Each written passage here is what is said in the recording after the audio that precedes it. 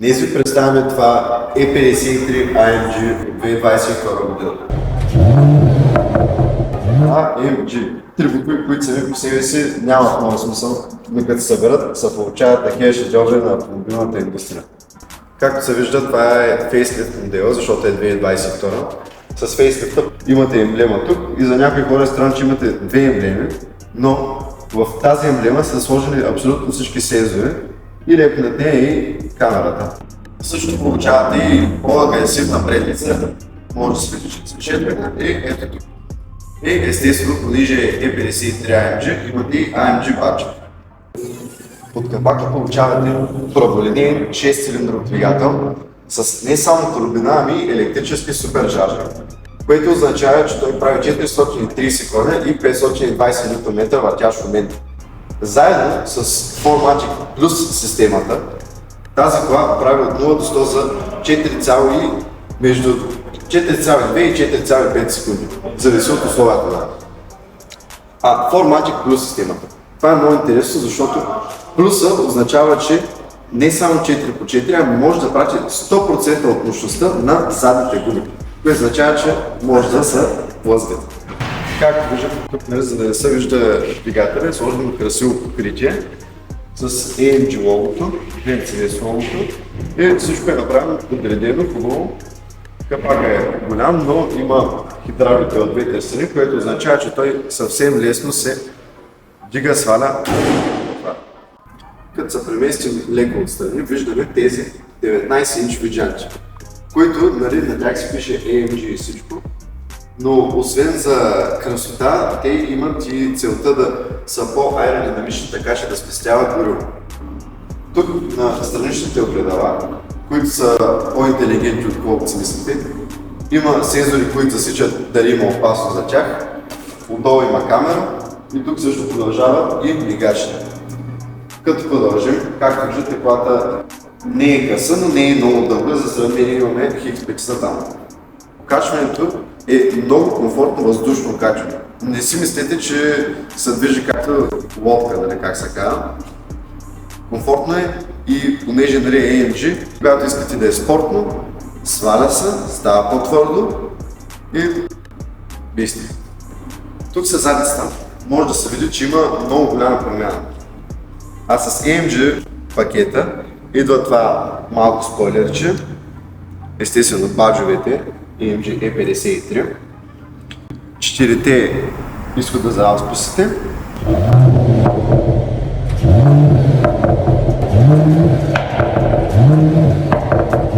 и отдолу получавате този дифузер, който е по-така плосен и с остри като петли. Багажника е, може да очаквате, че като голяма кола е сравнително голям, той наистина е много голям. Сега ще ви взема един сак да ви покажа.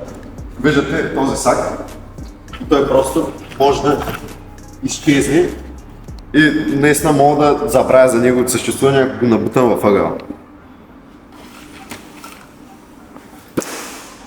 Сега продължаваме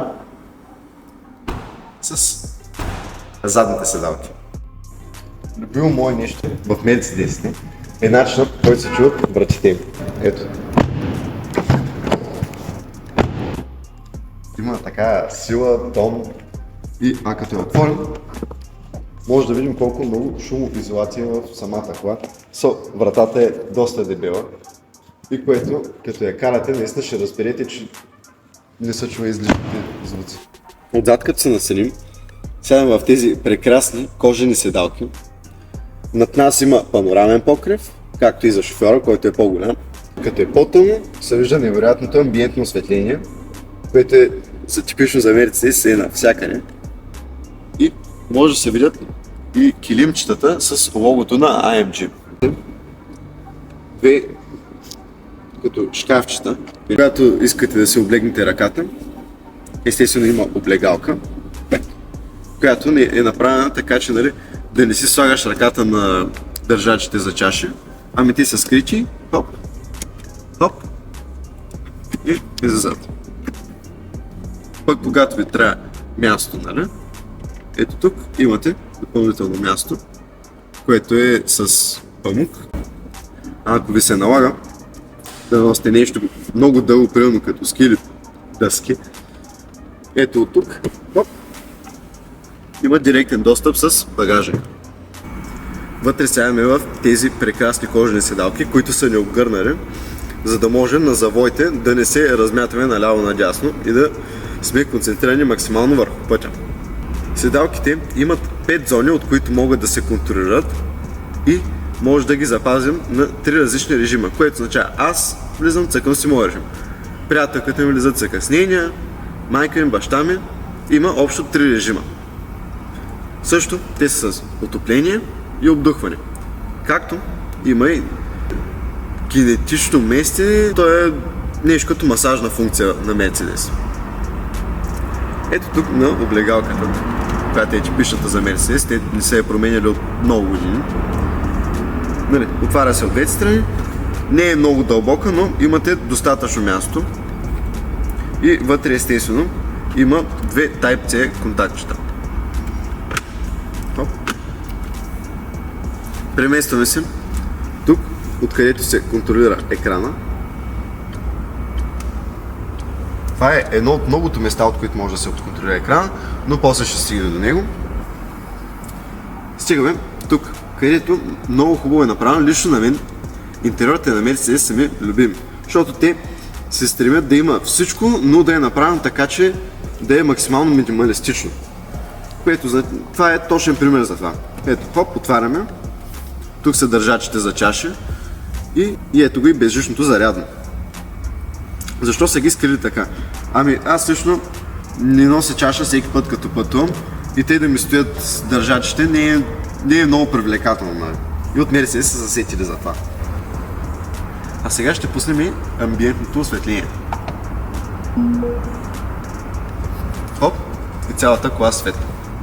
Тук по таблото виждате, че е с опционалното черно дърво, което е много красиво, номер 2 ми е след карбона. И тук за пасажира имате жабка, която е сравнително дълбока. И шофьора и пасажира получават огледалца с лампичка, да каже, примерно принцесата да може да се гримира. Премествайки се тук на конзолата, има още опции за багажника, за осветлението. Ето. И светва. И естествено тук, където си държим слънчевите очила. А още по-нагоре е големия панорамен покрив, който е леко матиран, така че да не ти блести направо в очите. И е, да кажем, 1,5 пъти по-голям от този за задните седалки. А сега нека ви поговоря малко за екрана. Екрана има няколко места, от които може да се контролира. Едното е от тук, второто е самия дисплей и третото е от волана.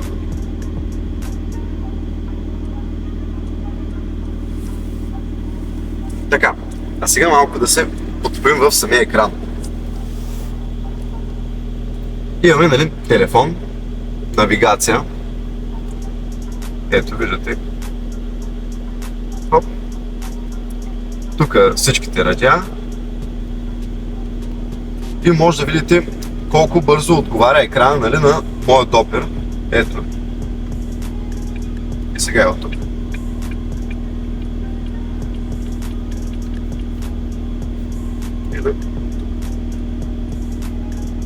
Така, но да оставим радиото.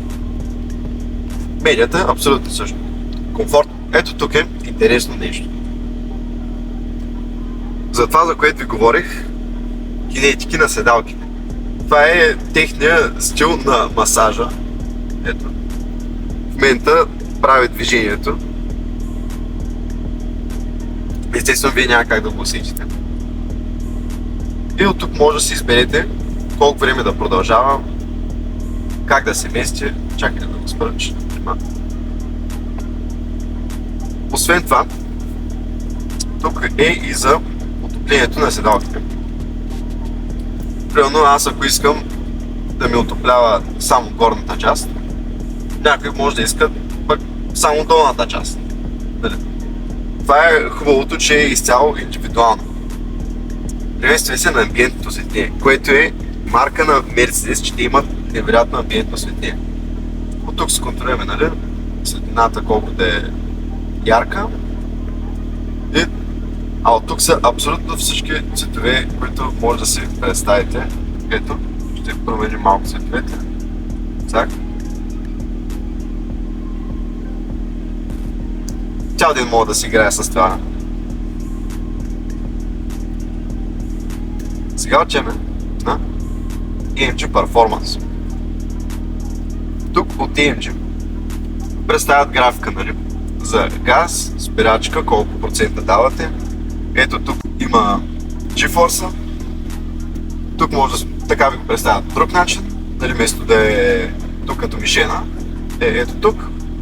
И може да отидете, нали, на цял екран, само това да виждате.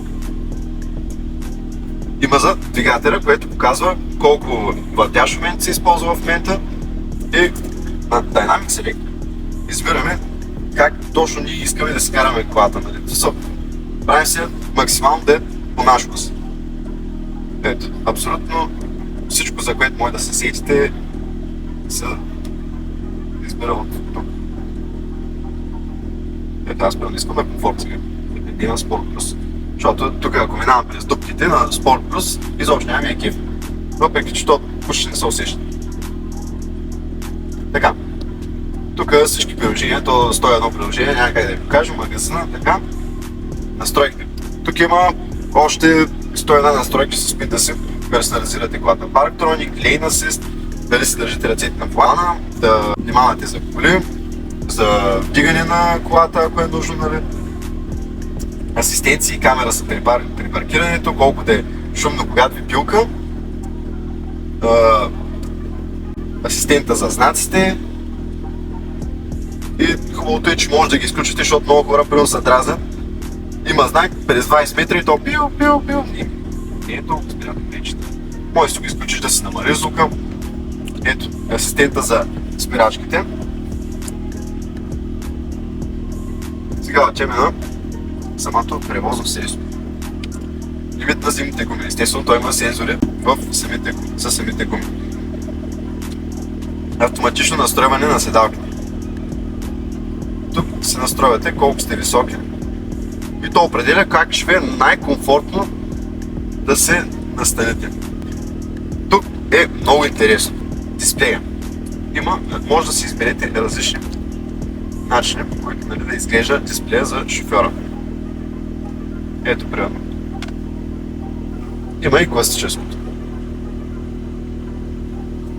Всъщност, това са два екрана, но са направени така с лято, че да изглеждат все едно е един. Стига съм говорил за този екран, има безкрайно много опции, цял ден мога да стоя да ги разглеждам. Приветствани са на волана. С фейслифта идва и нов волан, който тук има още, нали, различни панелчета. И волана, колкото и да не ви се вярва, също има някакъв вид тъчскрин. Ето може да се види как от тук се контролира дисплея, този дисплей. Отдясно се контролира другия дисплей. Тук, както може да се подразбере, се избират режимите. И сега, като превключим на Sport Plus, може да се чуе леката разлика в ауспуха. А от другата страна са контролите за, примерно, AMG Performance, дали искаме спортния режим. И ето, от тук се избира, нали, какво искаме да е на това. Това са бързо бутонче, което искаме, примерно, както караме, и искам штрак и да няма ABS. Не знам кой би го искал. Тук са ви обичайните телефонните обаждания, за звука, за високоговорител, за триптроника. Воланът е целият от кожа и отдолу имаме AMG Load. Интересно нещо е, че много хора оценяват 53-ките. Те си казват, защо не си вземеш 63-ка и без и това. Да, ама 63-ките харчат страшно много. При 53-ките имате по-лек двигател, не е като при BMW да си сложат същия двигател, просто да му намалят мощността. Тук имате по-малък двигател, което означава, че е по-лек, колата е по-пъргава, по-лека е на окачването. Имате и лека хибридна система за ниските скорости или примерно късно на задна, което означава, че, нали, не отива излишно гориво. като плъзнете наляво, може да избирате какво да виждате на левия екран. Ето. Това е радиото, което слушаме в момента. Това е за пътуването ни. Тук в централното пак си избираме какво искаме да гледаме. Хоп. Хоп. Сега местим на последния екран, където предишно е за оборотите. Как виждате, колата стига до 7000 оборота. Ето, имате си и карта, което означава, че не трябва да гледате на другия екран. Всичко е направено така, че шофьора да му е максимално комфортно. Ако иска да се контролира екрана от волана, може от самия дисплей, но ако не иска да се протяга, може и от където би трябвало да е скоростния лост. Всичко е много комфортно, много удобно, много минималистично. И с това амбиентно осветление, с това дърво, с хубавото осветление отгоре, панорамния покрив, тази кола е наистина по много от всичко, ама от всичко хубаво. Това е една красива, спортна, агресивна, мощна, комфортна, луксозна и съвкупност от абсолютно всичко, което може да искате. На всичкото отгоре имате голям багажник, 4 седалки с много място за пасажирите вътре. За тези, които са се влюбили също толкова в колата, колкото и аз и могат да се я позволят за разлика от мен, може да заповядат при нас в Perfect Auto, намираме се в град Варна, на улица Цар Освободител.